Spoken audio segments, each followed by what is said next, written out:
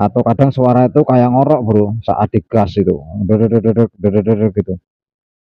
Jadi teman-teman itu bisa cek untuk bagian pengapian. Jadi untuk pengapian ini teman-teman cek di bagian CDI dulu atau busi.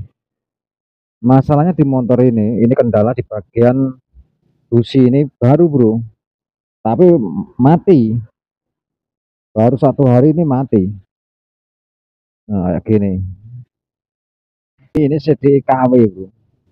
Jadi usahakan teman-teman kalau beli CDI itu yang orisinil ya, atau yang harga itu yang sedang, jangan terlalu murahan. Nanti kalau terlalu murahan untuk CD ini, itu kadang kendala itu di motor itu, kadang di gas awal itu kayak ngorok bro, ngorok ngorok gitu. Jadi usahakan untuk CDI ini yang ori kalau bisa, tapi kalau nggak bisa ya teman.